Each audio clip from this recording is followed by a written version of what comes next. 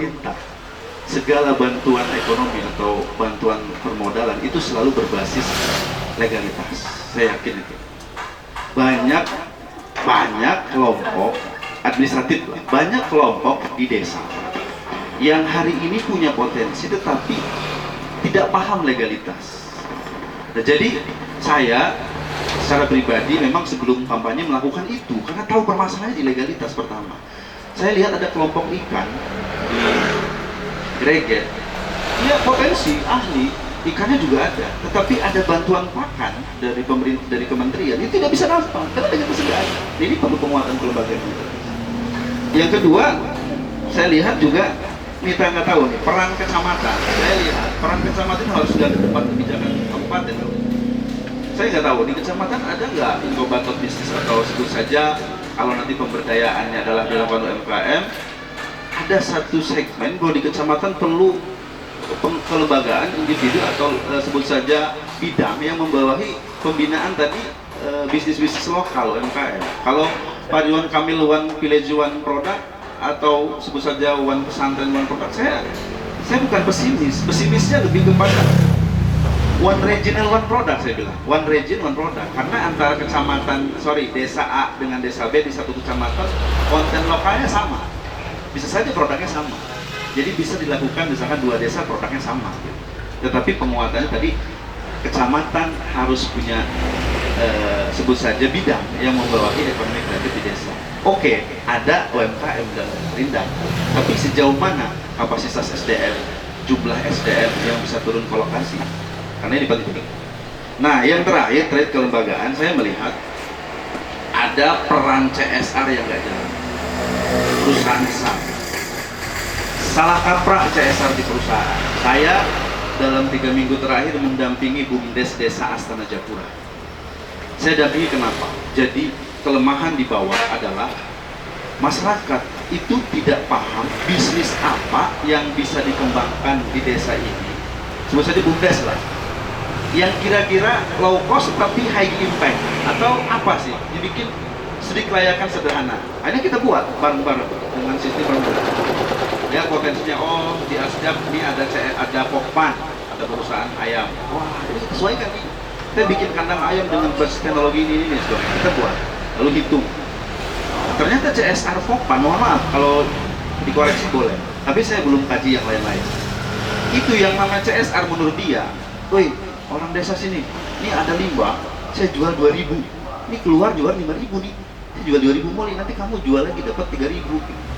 Jadi menjual limbah dengan harga murah, lalu mereka menjual lagi. Iya, oke, di situ dia dapat untung. Tetapi peran pemberdayaan tidak muncul. Kaprah CSR ini yang perlu diluruskan. Saya pikir nanti DPRD dan eksekutif perlu melakukan lobby-lobby terhadap perusahaan-perusahaan. Sebut saja berapa perusahaan yang besar di Cirebon. Kalau satu perusahaan, saya bilang misalkan PLTU di daerah Kanci, saya bilang PLTU tahun ini saya minta hasil 0, sekian CSR-mu, bangunlah inkubator bisnis di Kecamatan Asjab, atau bangunlah sekolah yang rusak gitu. Itu pasti selesai. Kenapa saya bilang begini? Makanya perlu forum CSR di Bapeda. Ini harusnya di Balit Bangda, harus ada, tapi dimaksimalkan. Tapi aplikasi saya belum lihat. Artinya peran.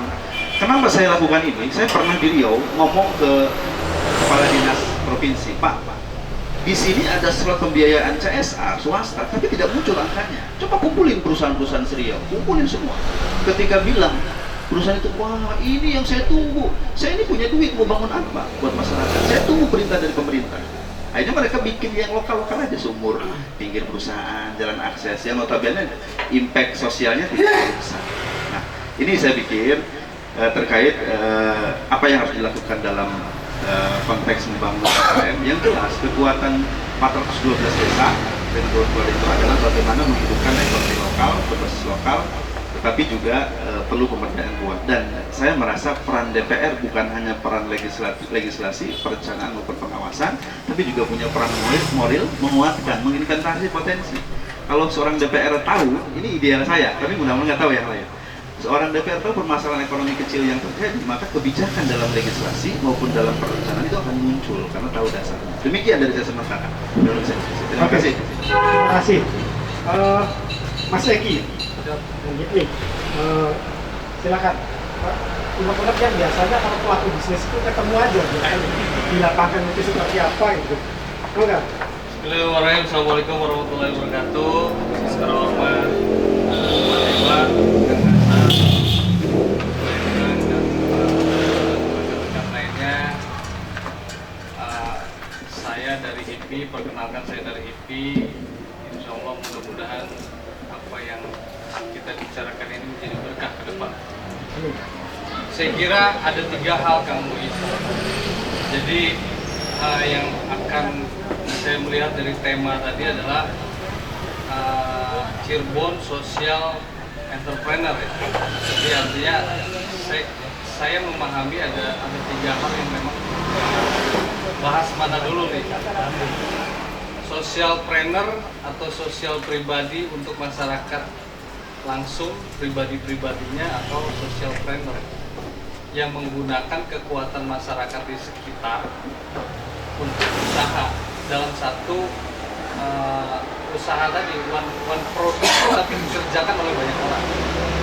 Nah, kalau begitu saya pernah mencoba social planner.